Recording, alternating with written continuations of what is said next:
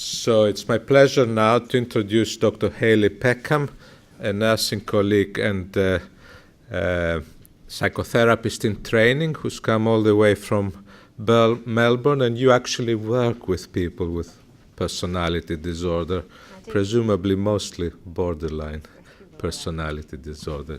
Dr. Peckham, please.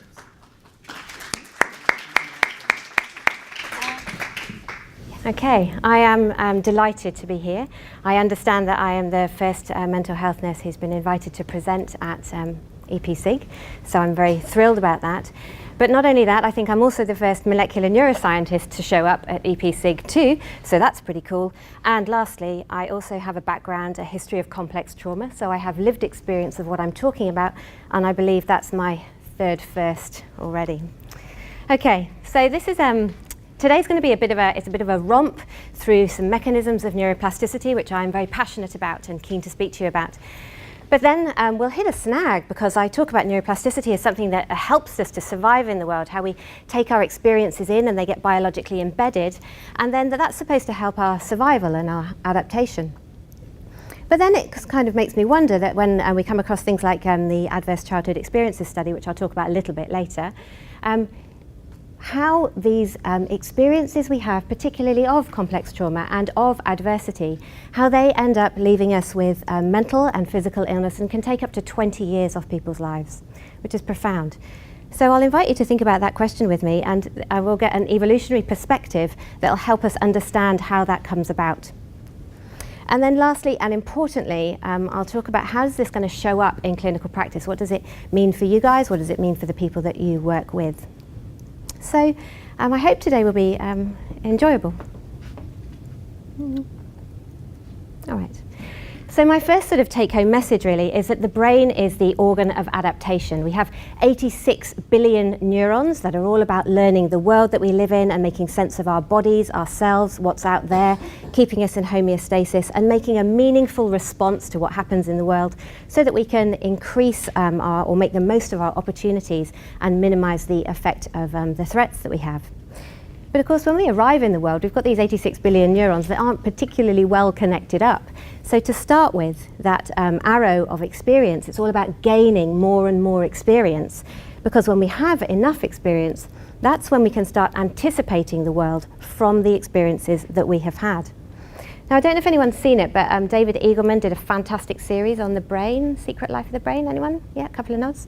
Okay, in the first episode, which is called What is Reality, he shows a picture of a hollow mask of Einstein's face. And this mask is revolving on a single axis.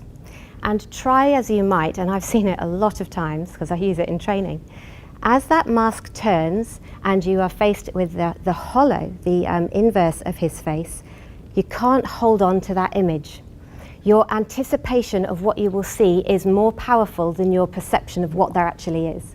So what that means is your brain does this little trick and it says, no, faces go outwards, faces face outwards, so that's all you're able to see. And that shows us that certainly in the vision system, a lot of what we perceive is due to anticipation and not due to what's actually there.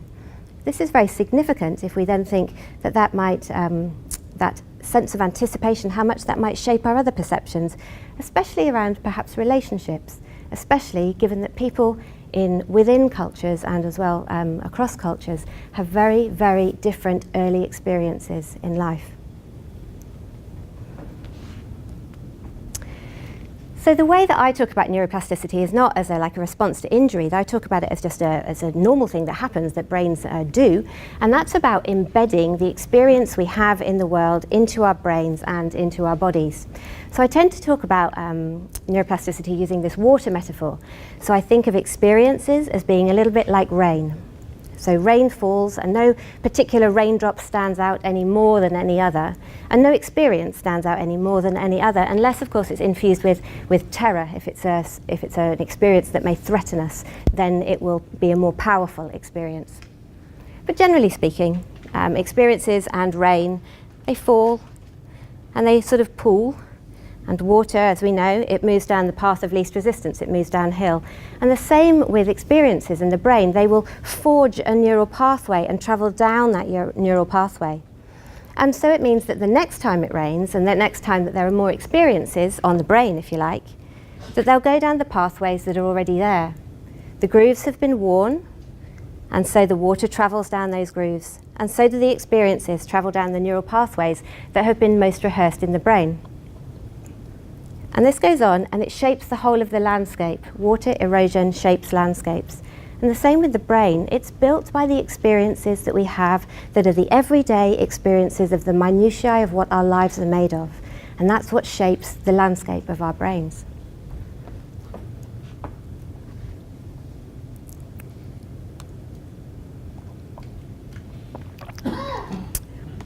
So I'm going to talk to you about 4 mechanisms of neuroplasticity. They are, and I'm guessing most of you have heard of these, right? Epigenetics, yeah? Neurogenesis, synaptic plasticity, and white matter plasticity. So epigenetics, as I'm sure you all know, is about genes kind of learning from experience. Epi means above, so this means above the gene. And what it kind of is, and there's a number of mechanisms of epigenetics, as you may imagine, but 2 of the most sort of significant ones are due to there being tiny chemical groups that attach either to the genes or to the histone core that the DNA coils around. And what those little chemical groups sort of actually do is they kind of make those genes more or less accessible to transcription machinery. So who here has loads of books? Who's a book fan? Yep. You have that thing sometimes where you've got so many books you can't get them out because they're so packed in, you know, they're all squidged up. So they're more accessible when there's more room between them. And it's a little bit like that with genes. Not exactly, obviously. But what's really exciting about epigenetics, of course, is that it's responsive to experience. So particular experiences in the world will make a difference to the epigenetic marks on some of our genes. And these changes in gene expression, which are more like a volume control, they can be like an on-off switch, but they're more like a volume control, a sort of sensitive volume control. These changes may persist from minutes to hours, days, weeks, months, years, or a lifetime. And really importantly, really interestingly, the significant experiences we have can go down generations. So what that means for any of us here is that the significant experiences that your parents had, that your grandparents had, the experiences that they lived through, have then taken a mark on their genes, and you are then the recipient, the benefit of that adaptation, of that kind of learning, even though you haven't had those experiences. So the glucocorticoid receptor gene is a gene that is epigenetically regulated or environmentally programmed, is another way of saying the same thing. The glucocorticoid receptor, as I'm sure you all know, is the receptor for the stress hormone cortisol, which in rodents is corticosterone. So this was a study by Ian Weaver and that group in 2004. And what they did, it was a cross-fostering study, so they did it all properly, but I'm just going to walk you through the kind of the narrative of it. So they had 2 groups. They had a group where there was a rat mum with her rat babies. She had everything she needed to be a good rat mother. And those little babies, they got lots and lots of what they call arched back nursing, or high levels of licking and grooming, which if you're a rat pup counts as really good care. Over in the other group, they had mums with rat pups still, but they deprived the mum of the amount of nesting materials that she really needed. So she was a little bit less available, being somewhat preoccupied with still trying to build an adequate nest. So she was less available to those rat pups to give them the licking and grooming. So this is sort of what happens. Then when they looked at what was happening at an epigenetic level, they found that the glucocorticoid receptor for the rat pups that had lots of licking and grooming had permissive epigenetic marks.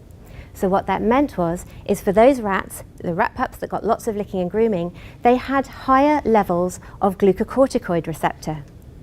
And this is really helpful because if you have high levels of glucocorticoid receptor, when you then have your stress response and you have circulating corticosterone I should say, the effect goes through a number of glucocorticoid receptors, so it's quite a powerful effect. And it also means that the negative feedback system that switches off the stress response system works very effectively. So for these little rat pups, they have a stress system that is responsive, it has all of these receptors, and it shuts down very quickly. Makes sense, right? But over here, What these little rat pups have, of course, is fewer, the epigenetic marks on their glucocorticoid receptor genes are repressive. So they have fewer glucocorticoid receptors. So that means that when the corticosterone is released in them when they are under stress, it circulates for longer. It's a maintained stress response, which actually leads to a different suite of events happening at the nucleus frequently. It also means that the negative feedback takes a lot longer to switch off. So for these rat pups, their stress response is sustained for a longer period. That might actually be beneficial too, because the rat mum is less available, as we've seen, because she's distracted, and that's how it is. And so what these rat pups are experiencing is they might be a little bit more on their own. They might have more of a survival challenge because their mother, their attachment figure actually, is not available to them. So it might be helpful to have that stress system on, because stress, gets a bad rap, obviously, but it does help us survive. So that's a nice example, perhaps, of an experience in the world leading to a biologically embedded change that will help survival. So next up, neurogenesis. Neurogenesis is about the growth of new neurons and their successful integration into the existing network. It's thought to underlie processes of new memory formation, but also how we hold old memories slightly differently. So if you have a relationship breakup, say, the story you tell about that relationship breakup the day after, the week after it's happened, will be quite different to the story you're telling about it 6 months down the track or a year down the track. And if it's not, then you probably need to go and talk to someone. It's entirely appropriate that each time we recall and tell memories, they are held slightly differently. So one way they study neurogenesis is in food hoarding birds. So this is the little black-capped chickadee, and he relies on the food that he stores in the autumn so that he can find it in the winter and thus survive through leaner times. So if you keep these chickadees in captivity, what you find is that they have a higher rate of neurogenesis in the autumn. If you compare the rate of neurogenesis to the chickadees that are in captivity with chickadees that are in a benign environment, you'll find that the ones that are in a benign environment, they still have this rate of neurogenesis that increases in the autumn, but it's also slightly higher. If you compare them again to chickadees that are in a very harsh environment where food is very scarce, what you find again is that the rate of neurogenesis is at its highest. So what we can see, because of the birds in captivity, is that there is an intrinsic calendar that says more neurogenesis in the autumn. But what we also see is that the experience of scavenging, looking for food in the environment, may affect the rate of neurogenesis in a way that's very helpful for these birds. The ones in the harshest environment rely more heavily on their stored food. It is more imperative they remember where they have stored it. And that's where the rate of neurogenesis is highest. So this is a bit of a mouthful of a title. Early stress evokes age-dependent biphasic changes in hippocampal neurogenesis, BDNF expression and cognition. BDNF is brain-derived neurotrophic factor. It's one of my two favourite molecules, the other one being fin kinase. But brain-derived neurotrophic factor is a very exciting molecule. It's very caught up with learning and memory. It is highly, highly epigenetically regulated. It's a fantastic molecule. So what they did in this study, it was a study into learning and memory and the effects of early life stress. So this little rat is swimming. They can swim. They don't like it so much. They swim around and they're looking for the platform so that they can get out. The water's translucent. They can't see through it. So you pop them in, they swim around, they find the platform and they hop out. And then the next time you put them in, they're likely to find the platform a little bit quicker. They do it because there's particular cues in the room, say the clock and so on. So what they did in this experiment was they had rat pups who were in the presence of their mum all the time, and then they had rat pups whose mother was taken away from them for 3 hours a day from day 2 to day 21. And then these the rat pups were put through these learning tests at 8 weeks of age and also 15 months. So 8 weeks is kind of adolescence and 15 months is kind of middle age if you're a rat. what they found, quite interestingly, was it was the rats whose mother had been taken away from them for these 3 hours a day for this 2 weeks of their life. They had a learning advantage. They were quicker to learn than the other rats. And when they looked at the molecular level, they found that firstly, the epigenetic marks on the BDNF gene were permissive, so there was more BDNF. And when they looked at the rate of neurogenesis, they found that there was a higher rate of neurogenesis. And these are in the rat pups whose mum has been removed from them. In this group over here, they were slower. They had the epigenetic marks on their BDNF gene were repressive. They had a lower rate of neurogenesis. But at middle age, interestingly, when they were measured again, everything was reversed. So the rat pups who'd had their mum with them all the time were the ones that had the advantage. Over here, the ones who'd been performed so well in adolescence were slower learners at middle age. They had repressive marks on their BDNF gene. They had a lower rate of neurogenesis. And it makes me think that maybe it's almost like a biological savings plan, that certain sorts of experiences mean that we have to actually cash that biological savings plan in and get all of the advantages that we can get, which for these rat pups was a learning advantage. But that's not without a cost, and that cost comes a little later in life. So just keep that one in mind, because we'll come back to it. The authors concluded that early stress may transiently endow animals with a potential adaptive advantage in stressful environments, but across a lifespan is associated with long-term deleterious effects. So synaptic plasticity is the one that everyone thinks about when they think about neuroplasticity.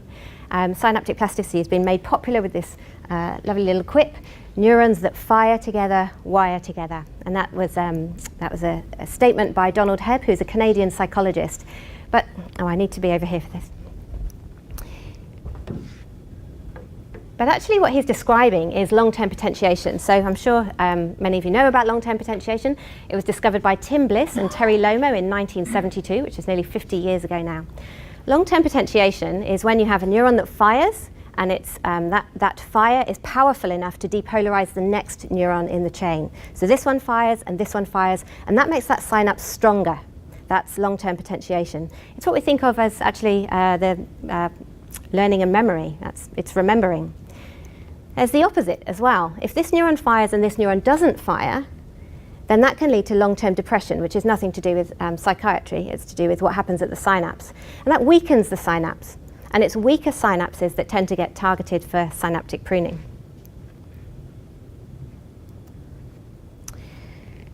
So I like saying this in Australia because people are fascinated by it, but I guess you guys all know it.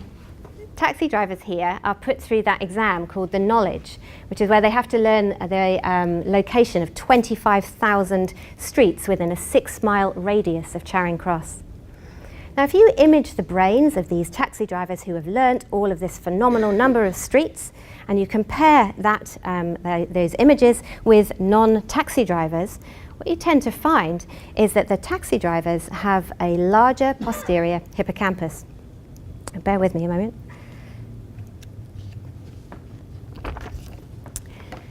They capture it like this.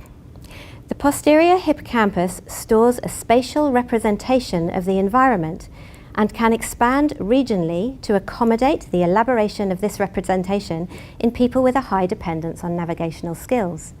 They also say, it seems that there is a capacity for local plastic change in the structure of the healthy adult human brain in response to environmental demands. So again, what we're seeing is that when our experiences in the world, they change our brains. And they're supposed to. This is healthy, and this is absolutely adaptive.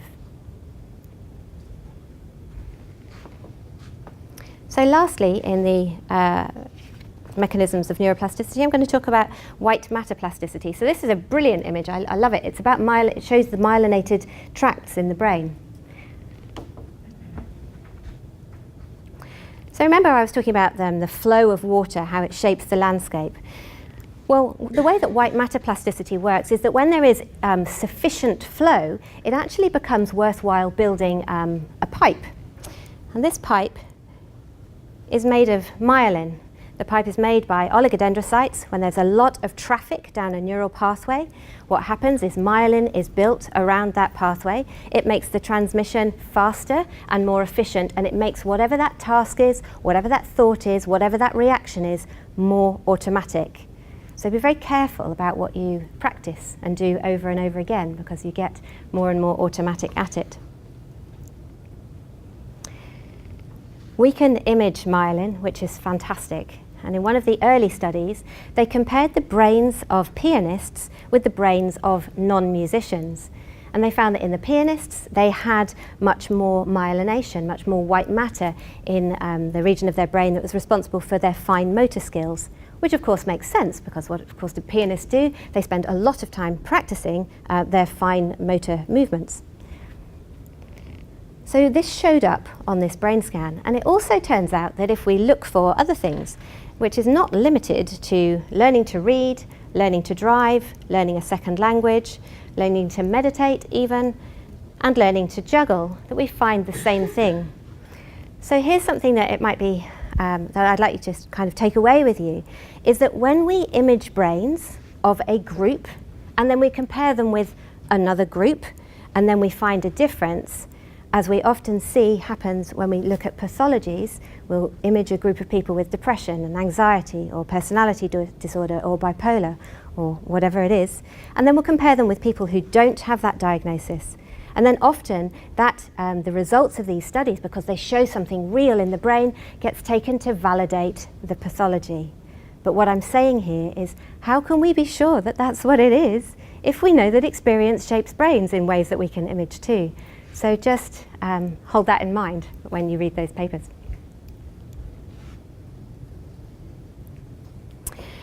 And this brings me to my first question. So I've been talking about neuroplasticity, which I'm very passionate about and excited about, as being survival positive. It's important to be able to learn the world that we are in, learn our particular niche environment so that we can make sense of it, so that we can maximize our opportunities, minimize our threats, anticipate what might be coming. This is all very, very survival positive. For there to have been so many mechanisms of neuroplasticity that have evolved suggests that of course it is of survival value. But then what does that mean when we come across studies like the Adverse Childhood Experiences study? Are people familiar with this study? To some extent, some people are. Okay, so it was done on like 14,000 Americans, but they actually only had 9,500 respondents to the study. What they were looking at was the particular categories of adversity in childhood and how this related to health outcomes, if both physical health and mental health, and also life expectancy.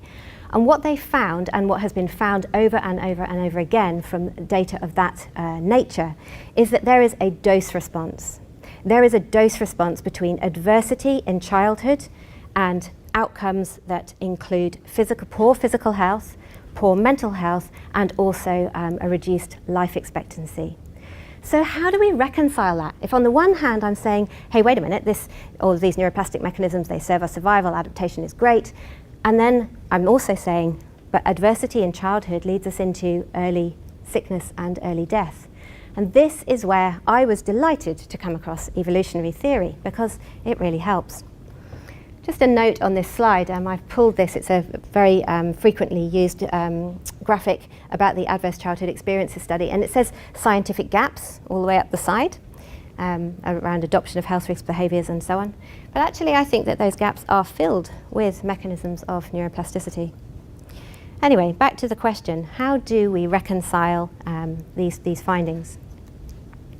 Well, somebody much smarter than me said, nothing in biology makes sense except in the light of evolution.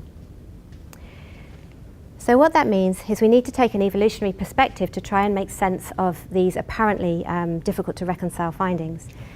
What we always need to look out for when we are trying to interpret these sorts of findings is where evolution's goals may not be in line with what we might think they would be, like health or longevity. Evolution doesn't care so much about health and longevity. What evolution actually just cares about is getting us to reproductive age and then making sure we reproduce. And it can't, because of the process that it is, care about anything else.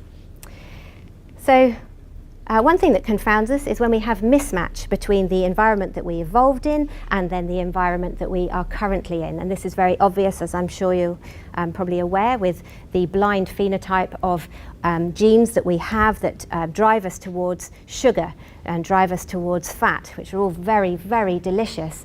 And in the time when fat and sugar were scarce, that didn't matter.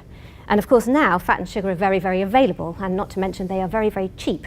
So of course the phenotype has become unblinded, and we are now seeing the effects of those genes that are unrestricted, unlimited by what is available to us. We also need to look out for trade-offs, and this is where reproduction trumps health. Now here, this is, just here, this guy here, this is Baba Brinkman. Has anyone heard of Baba Brinkman? Oh, good. I'm glad. So I'll share some Baba Brinkman with you a little later. He is a rap artist. He's Canadian. He lives in New York with his wife, Heather, who is a neuroscientist, and he is a polymath. He raps on the Canterbury Tales. He raps on evolution. He raps on medicine. He raps on consciousness, which he did with Anil Seth. Anil Seth did a brilliant TED talk on consciousness, and he's currently at the University of Sussex, which is where I started out. Anyway, Baba Brinkman is awesome, and I'll introduce you to a bit of that a little later. But also, sometimes we get a bit confused about defences. So you'll know that when we get a fever, our temperature goes up, and then generally speaking, we all take a bit of paracetamol because it makes us feel a bit better. And that's great, except that the reason why our temperature goes up is part of our defence. So when we take paracetamol, we actually give the bugs a bit of extra room to keep going. So I've put a picture of two guppies up here because one of the studies that Randolph Ness spoke about and George Williams spoke about in the paper, I think it's Evolutions and the Origins of Disease, which is a fab read. He talked about a study where they grouped guppies by their behavioural characteristics, and they grouped them into timid guppies, ordinary guppies, and bold guppies. And then they took these groups of guppies and they put them in a context where there was a bass that preys on guppies. So there they are, these different groups of fish in these tanks with their predator, and they're left for 48 hours, and then they come back and there's no bold guppies left at all. There's about half of the ordinary guppies are left, and there's about 80% of the timid guppies. So what we see here, of course, is that we think that anxiety is a defense that might not always be useful, but in some contexts, of course, it's extremely useful. And it's very easy to imagine in another context that boldness would be much more useful. So it's not always clear, and we get a little bit caught up, I think, sometimes when we try to dichotomize with health and sickness when things are so contextual.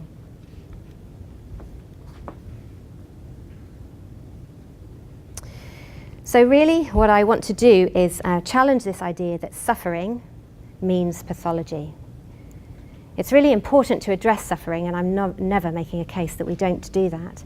But in order to avoid the iatrogenic harms that can be done by medicine and by psychiatry, it's really important that when we are addressing suffering, we know what we are really addressing. Is it a pathology, or is there a different perspective to be taken here? So evolution is a process of attrition of those less able to survive and reproduce that leaves those that are more able to survive and reproduce here to do so. And what this means is that any heritable trait that supports survival to reproductive age and reproduction will be selected for, even if it causes suffering or shortens our life expectancy.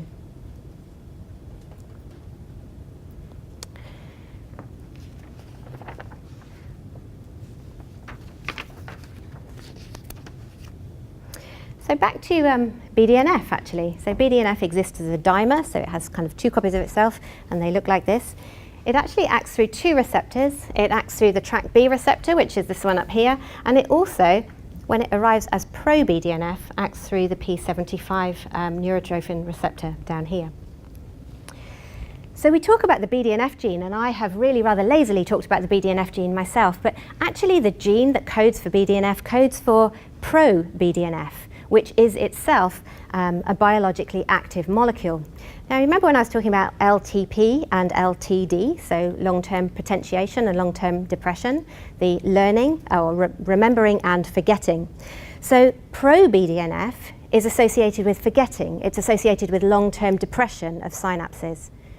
And BDNF itself is associated with long-term potentiation of strengthening synapses. Now, the mRNA, which is effectively for pro-BDNF, is translated locally. So it's shipped to where it needs to go, which is near synapses, and it's translated locally. The default, of course, is the gene product, which is pro-BDNF. The protein is pro-BDNF, this biologically active molecule that supports kind of forgetting, if you like. But what's really fabulous and a wonderful example of nature's parsimony in mechanisms is that what the scissors that turn pro-BDNF into BDNF is it's a molecule called tissue plasmin activator. And tissue plasmin activator is activated itself by neural activity. So that means that when you get neural activity at this synapse where this BDNF mRNA is, it's more likely that the pro bit is going to get cut off, leaving BDNF available to support growth of those synapses, growth and strengthening of those synapses. So this is a wonderful example of a gene that codes for two complementary and kind of opposite mechanisms. And another example of where we need to be very careful about the names that we give to genes is offered by Baba Brinkman. So if you'll bear with me, I'll show you this.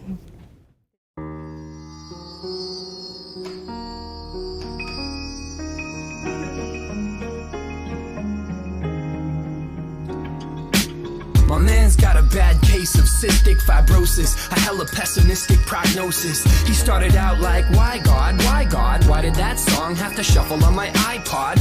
Feeling like he got struck with the left hook. He did the sensible thing and read a textbook and discovered an inherited disease that can only be understood evolutionarily. He's got a gene called CFTR with one deletion in a phenylalanine part, one less amino acid. Fantastic, hella common, 1 in 30 white people have it. Carry one copy and you don't even notice. Inherit 2 copies and catch a diagnosis. An autosomal recessive disorder, one of more than 4,000 genetic diseases recorded. And my man got the shorter side of the stick. So we started asking questions like, why does it exist? What kind of sadistic joke is cystic fibrosis? Now this is what he sings when he's feeling hopeless. I live my life, I love my friends, I eat my food. Sometimes I just don't understand the things I do.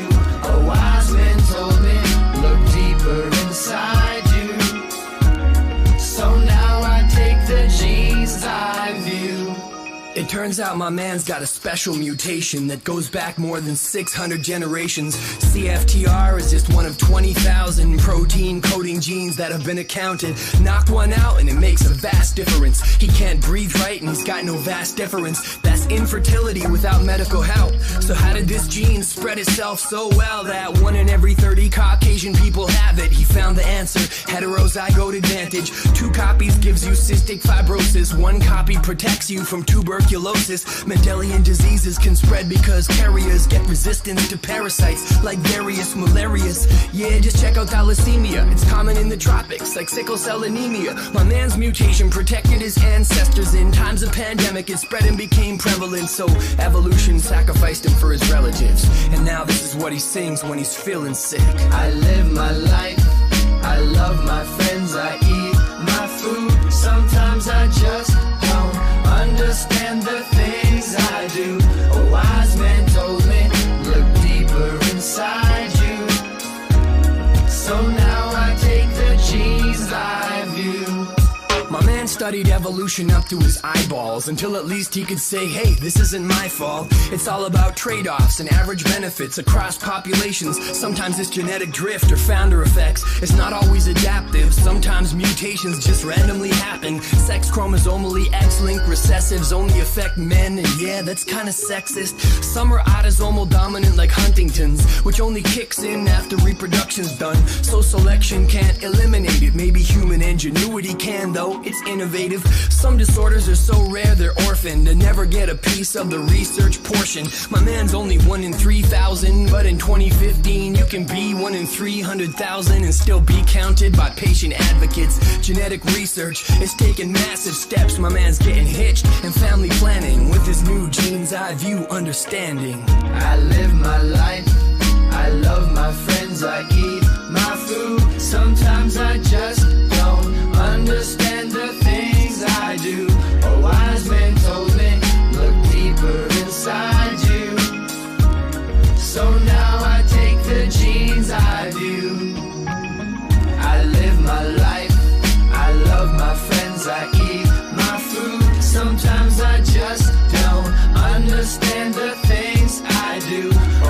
wise men told me, look deeper inside you.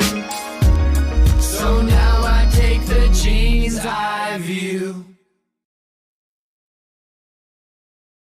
Did you guys enjoy that? I was going to say, if I was reading the room right, it looked like you did. All right.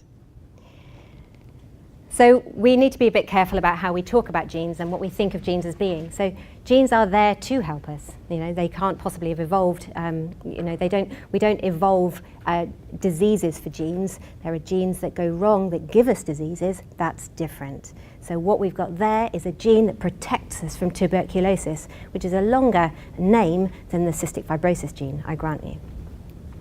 So I was also talking about trade-offs earlier, and I just wanted to go back to this little experiment that I told you about earlier with the rat pups that were separated from mother. They had that early learning advantage. And the trade-off here appears to be that they have a pre-reproductive cognitive advantage in exchange for a post-reproductive cognitive disadvantage. And that trade-off would be worth it if what happens there is that the survival of those rat pups is at risk. Then you kind of cash in your biological savings plan, and then at least you survive.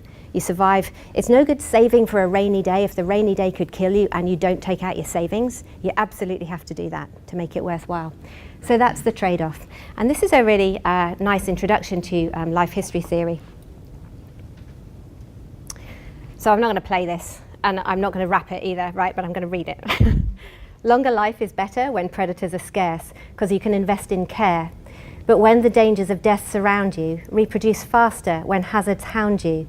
This is how our bodies got built, to achieve just one thing, and it's not health. So who's heard of life history theory? Have many of you heard of it, come across it? Yeah, lots of you. I was going to say you probably need to have heard of it to show up here, eh? So life history theory, it can be seen across species, and that's probably the most obvious way to see it. So everyone in this room, I'm guessing, knows what rabbits are famous for. Exactly. Okay, and this is key. This is key. So rabbits, they have a fast life history. They are prey animals. They get smashed by cars, they get eaten by foxes, they get taken off by birds. It is a very insecure life being a rabbit. You just have to keep getting through the day that you can. You kind of have short-term horizons because really you are orientated as best you can to staying safe in the day because everything is very, very insecure. What this tends to mean is that they do well when there are more generations, so they go through their generations much faster. They're quick to mature. They reproduce early, they have litters, and they have multiple litters. There is a lower parental investment in each one of those rabbits in the litters, and they have a shorter life. If we compare that to the elephants have a slower life history. They have fewer generations over a period of time. They take longer to mature. They reproduce at an older age. They may have 1 or 2 live births, and they pour their resources into their young. It's a much higher parental investment. But both of these strategies, from an evolutionary perspective, are successful. I would rather be an elephant than a rabbit, and I'm guessing that most of you probably would. Anyway, I would rather. Because over here, it's a much harder kind of life. As a fast life history is a much harder life. But they're both successful strategies, and that's because they're different strategies. The rabbits are playing a numbers game. They're playing a numbers game, and over the elephants, they're backing a winner. So it's a very different strategy, very different strategies between these two. So this is across species, but it also works sort of within species. So within humans, we can have people who live in a more kind of fast and furious way and people who live in a more slow and easy way. And theorists and I also believe that this may be due to the kinds of early environment that we are calibrated to by all of those wonderful mechanisms of neuroplasticity that I was talking about earlier. If you arrive in the world in a dangerous, risky, unpredictable environment, and there are many families that are like that, if you were born into that, then you're calibrated to survive within that environment. Nature kind of makes the assumption that the environment that you get, that you arrive in, is likely to be the environment that you're going to be in, that you have to kind of find a way through. It's better then to assume that life will be short. It is better then to not to delay gratification. You know that study they do with kids, and they say, hey, do you want one marshmallow now, or do you want to come back this time tomorrow and have two? If you live in one of those families, you're better off just taking what there is right now than waiting and coming back tomorrow for the two that somebody said might arrive. It's very different. It makes sense to discount future prospects. It makes sense to develop sexually earlier. It makes sense to have more and more sexually intense relationships and more kids. It also makes sense to become the kind of person who might be impulsive, who might be a little on the exploitative side, and who might be opportunistic. That might be an outcome rather than something we can make a judgment about. If, on the other hand, we have a slow life history, we can assume that life will be long. We can delay gratification. We think that people are quite reliable. They'll probably show up with those 2 marshmallows tomorrow, all to the good. It makes sense to have a savings plan. It makes sense to think about retirement. It makes sense not to worry too much about getting on with having a family early. It makes sense to accrue a lot of resources such that when you do have a family, you can pour those resources into those children, those few children perhaps, so that you can make them highly, highly competitive in the world. So I like this picture. This is the old woman who lived in a shoe. There were 11 children in that shoe. The old woman who lived in the shoe, who had so many children she didn't know what to do. She gave them some soup without any bread, and she scolded them soundly and sent them to bed. So I've contrasted that with the Obama family. So Michelle and Barack Obama presumably are raising 2 young women who will be highly competitive women in the world. Now, James Chisholm writes about this, and he writes a point that I've just made, which is, which I got from him, I'm not trying to claim it. From the perspective of evolution, neither the fast or the slow reproductive pattern is better than the other. Neither is biologically normal. What is normal and adaptive depends on the environment. He also goes on to say, and this goes back to what I was saying about suffering is not the same as pathology. He says nobody likes suffering, but suffering may just have been the cost of reproduction in risky or uncertain environments. When the future was risky, the most evolutionary adaptive pattern was to be hypervigilant, to grab hold of whatever resources were available and to convert them into children as quickly as possible, to live life as if there is no tomorrow. The costs in terms of physical health and emotional well-being are often so desperate that we call these pathways pathological. But from an evolutionary perspective, had our ancestors not paid these costs, we would not exist. So suffering and reduced life expectancy may just be the cost of survival and not a pathology.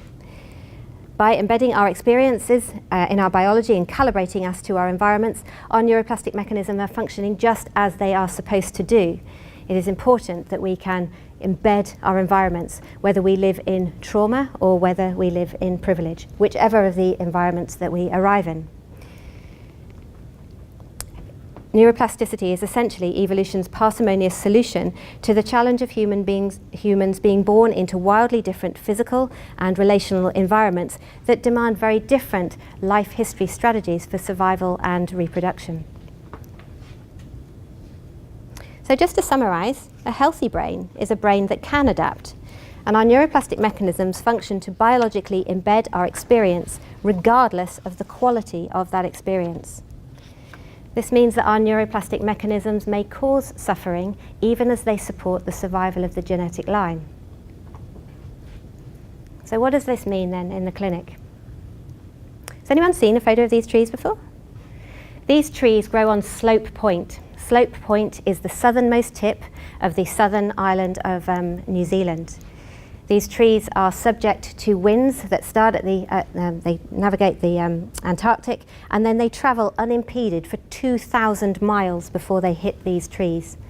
So these trees are bent over, not of course because of a pathology. They are bent over because that's what they need to do to survive in that extreme environment. And it does of course compromise the amount of light they can get and therefore the amount of fruits and seeds they can produce. But nevertheless, it is a compromise. They survive the best they can. Now, I wonder if the dominance of the medical model, with its premise of pathology, means that we tend to start asking questions that are more about what's wrong with you, what is your diagnosis? And that premise, it implies pathology. It would be very different, of course, if we started with the question of what's happened to you, which, of course, implies a bigger explanation and adaptation. The novelist Trevor Cree described these trees as, "It is not a wind that will necessarily break and snap at will, although clearly it can. It is its sheer relentlessness, like a gnawing toothache that never ceases until total submission from the victim is achieved." And I read that quote and it kind of did that thing where your hairs on the back of your neck stand up, and it made me think that's what complex trauma is too. It is the relentless experience of things that grind you into submission. And this is really important to think about. Most people who arrive at mental health services have got histories of complex trauma and adversity. They may not tell you about it, even if you ask. They also may not even necessarily know about it. They may feel that what has happened to them is just very normal and that they couldn't have expected anything better, and they don't have the big tick box items that one can really say, oh no, that thing that happened to me, that was definitely abuse. I put myself in this category. I have a history of 13 years of self-harm, and for a very long time I used to say, I don't know why I do this, I don't know why I do this, I'm a mess, I'm a fuck up, I don't know why I do it, it didn't make sense to me. It's a very different story now, but what consumers are asking for is to have the wins of their experience understood. We clearly can't see, like we can with trees, we don't have a window into the brain to see how the winds of experience have affected them, but we can make the generous assumption that most people we see may have a history of complex trauma, and that is something that we at least need to be aware of. When we take the medical model, by taking pathology as a premise, it does rather foreclose the exploration of how we have been shaped. It also doesn't really have a language for trauma that doesn't result in diagnosis, which no matter how you cut it up is othering, and it also makes someone less. It's never going to be desirable to be ill. However, the neuroplastic narrative, when we think about how our experiences get embedded and we incorporate this evolutionary perspective, it does validate the wind of experience. It recognizes and privileges the role of experience. Trauma and privilege are embedded equally. The pathology is not in the mechanisms. It is to do with the response to the environment. The neuroplastic narrative, what we must do when we look at this is when we not thinking that suffering is the same as a pathology, then we still need to find a way to address the suffering, but by avoiding the iatrogenic harms that can come from making a person less than. Okay. So I don't think it was wind that did this, but I really like that tree as a counterpoint to the other one. So I don't want you to think, I'm nearly there, I don't want you to think that I'm anti-medical model. I am not anti the medical model. I am anti the dominance of the medical model. And here, just really quickly, this guy, Tony Hannon, got a Nature paper out of this work. He has mice that are genetically engineered to get Huntington's disease. He puts half of those mice in standard housing and half of those mice into an enriched environment where they've got brothers and cousins and family and toys and ginger biscuits and popcorn to eat, and things are changed every couple of days.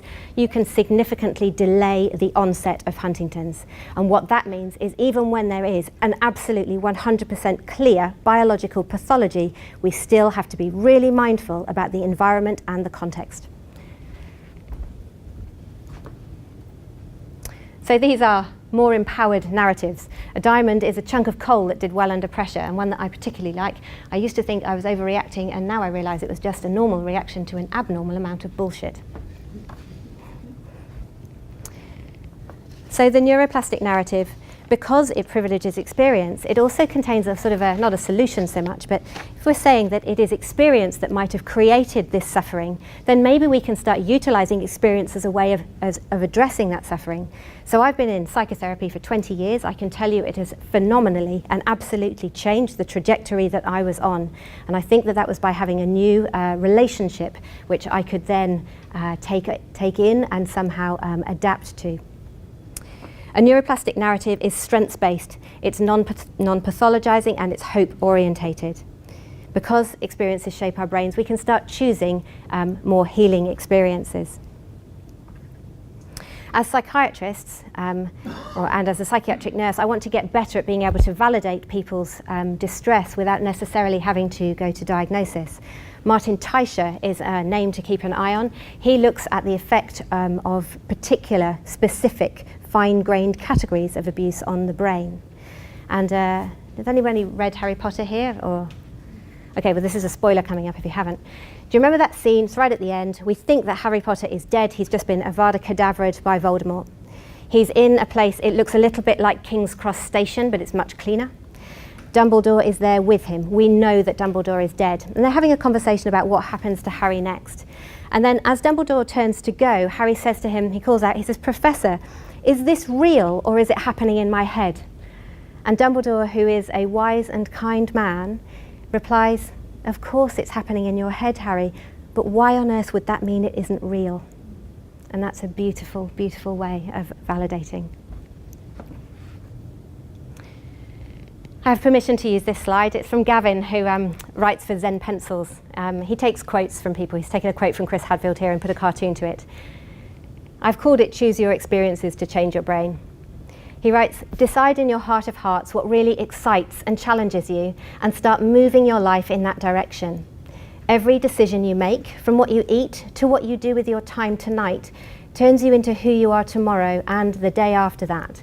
Look at who you want to be and start sculpting yourself into that person. You may not get exactly where you thought you'd be, but you will be doing things that suit you in a profession you believe in. Don't let life randomly kick you into the adult you don't want to become." Thank you very much for listening to me.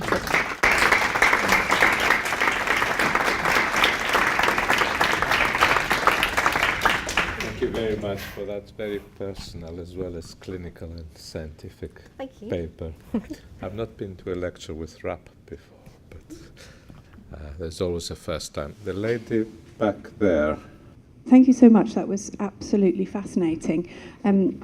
Something that I have been wondering about recently, and I wonder if you have a thought on it, is why, with all that we know about the development of personality disorders, so from a genetic, epigenetic, the trauma, the childhood upbringing, the life history, all of that we know, why is it that we still call them a disorder? Why do we not say this person has, for example, an emotionally unstable personality? I just wondered if you had a thought on that, about it's just their personality that, of course, if somebody else had had all the life experience and their gene type and all the rest of it, they would have a similar personality type. I think I hear you. It sounds like you're saying something that's a little bit like, "There but for the grace of God go any of us." That why are we calling it a disorder when actually maybe it's an outcome, perhaps? Yeah. I don't have an answer. I don't have an answer for why we still call it a disorder. A conversation I was having earlier on today is that often, so diagnosis can be very validating. It's really important, and especially for people with personality disorder at times who have maybe been told that they are lazy and manipulative and been given lots of very judgmental labels, to then have a psychiatrist say, "You're ill," brings a tremendous amount of relief, because there's a sense of, I can't help it, I'm not choosing to be like this, and that can bring a lot of relief. The trouble is, it is at the cost of stepping into that, but I'm sick. It is at the cost of that. But often I think that diagnosis can end up serving systems and insurance companies more than it does the people who they're sort of intended for. I've been in a situation where I have been unable to get treatment for complex trauma unless I accept a diagnosis, which you can imagine they picked the wrong girl to try and have that conversation with. Anyway, it turned out all right, but yeah, I don't have an answer for you, and certainly in the UK at the moment, there's a lot of I can't remember what it's called. If you tweet or get onto Twitter, there's something called Drop the Disorder. Drop the Disorder, or A Disorder for Anyone, and it's a group of people, I think headed up by some psychologists and people with lived experience who are really sort of doing a roadshow, going around the country, really challenging that idea of diagnosis and disorder and wanting that narrative to change. So, thanks. Any questions from people that haven't asked questions? So, over there.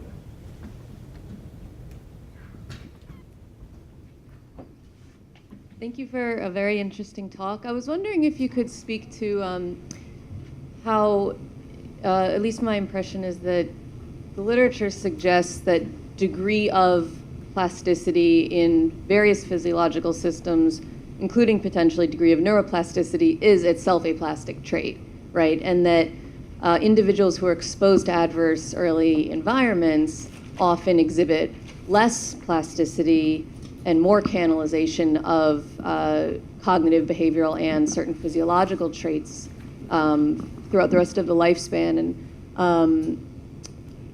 I know you didn't exactly discuss that, but you did suggest that neuroplasticity itself has this functional and adaptive feature. So I was wondering if you could sort of help reconcile these two ideas. Absolutely, and thank you for bringing that up. So what it makes me think of, one of the things that I very often say is if you are alive, if your heart is beating, then your brain is neuroplastic. Even if you have neurodegeneration going on, you are still, to some extent, neuroplastic. But as you say, neuroplasticity itself is neuroplastic. And it's really interesting how we sort of orientate ourselves when we have that information. Have people come across Carol Dweck's work on... I'm nervous when I answer questions, and so I lose half of my mind. It's really inconvenient. Carol Dweck's work on growth mindsets. There you go, I knew it was there somewhere. And essentially what she's saying is when people have this attitude of themselves as being able to learn and being able to change, of course it facilitates their being able to learn and able to change because they put themselves in the way of things that they're likely to learn from and will help them change. Whereas if people have this more rigid attitude, it's more likely to, of course, become a self-fulfilling prophecy because they're not putting themselves in the way of things that are likely to change them. And when you say about early trauma and how that can kind of make things a little more rigid, absolutely, absolutely. Because, and this is, I didn't speak to it in the talk, but if something happens and we are in fear or terror and it was an awful thing that happened, we will do what we need to avoid it. It becomes very, very risky to step out of that place and do something different. So I think that rigidity is probably to do with the impact of fear and the prioritization of safety. And if you found a safe way to be, then that will become quite rigid, I think. Does any of that help? Thank you. Glad. Is that a quick question in front of you? Yeah, Thank fairly you. quick, thank you. Thanks for your talk. It made me think when you were starting to think about perhaps looking beyond diagnostic categories and thinking about what happened to people. I thought that was really helpful. But I wondered also, because you mentioned about trauma, what your thoughts were on the sort of neurosequential model. So, as you say, it's not just what happens to people, but it's when it happened to them. And a lot of our therapeutic efforts are quite top-down, really, in terms of sort of talking to people, the talking therapy and interpretive kind of method where really we're working on that quite cortical level sometimes, which all makes sense when your prefrontal cortex and everything else is engaged. But when you're in a state of terror or you've got all that residue of trauma, that actually doing more bottom-up stuff, which maybe we don't necessarily think of as therapy, whether that's yoga, tai chi, whatever, actually having a bit more of a holistic view, which is sort of turning it on its head a bit, and often people need to do that sort of brainstem type stuff before they work on that. But actually a lot of our services are still very much geared around doing fancy DBT or something, which is great, but maybe not the right thing for them right at the beginning of their therapeutic journey. With the neurosequential model, that's Bruce Perry's work, is it? I'm not terribly familiar with that, so I can't comment on that specifically. But what you're saying about top-down, I can talk about. So one of the things that often seems to show up is about connectivity between different regions of the brain. So often you'll see things where the connectivity between the cortex and the limbic system might somehow be compromised. And again, this makes me think that we're not looking at a pathology in the brain. What we might have lacked lacked there is there may be a lack, there may be too few experiences that result in there being pathways being built between the felt sense of the limbic system and the thought about and reflective and labeling sense and capacities of the frontal cortex. And I take your point around therapies. I often think of CBT. It's really helpful if you can think yourself calmer. It's really helpful, but it requires there to be those pathways in place in order to be able to do that. Otherwise, it's kind of wasted. And I know in myself, in my own experience, when I am very, very triggered into an emotional state and someone tries to reason with me, I'm like, you're completely missing the point and this is not helpful. I'm very sure on that. But what I find with therapies, because I have an interest in therapy and I'm training in it, is that I really like that reflective approach, but it can keep me in my head. I can just end up being really, really clever about myself, which doesn't really change anything at an emotional level. But I've found with art therapies that is a really wonderful way. It's a really wonderful way of accessing emotions and getting to those sort of lower regions, and then from what comes can then be spoken about. It can be reflected on, thought about and discussed. So much, I think, happens in relationship, by which I mean when you're talking to someone and you're telling them the story of this thing that really hurt me or upset me or made me angry, and you're talking through that experience with those emotions and sharing it with someone, right there those connections are being built between those two regions. So yes, I think that the brain's really complicated. We really don't know what we're doing with it just yet, I think, in many ways. So our therapies are at the moment in their kind of infancy as to what we are trying to do. But for me, if I'm going to a therapist, then I want someone who I can definitely experience emotions with, and anyone who is too clever, I won't stay in the office that long, because I can do that, and it doesn't help me very much. That might have been an overshare. I'll leave it there. Okay, so our time is up. We've had a fascinating first session, very diverse, very thought-provoking. Can we thank both our speakers for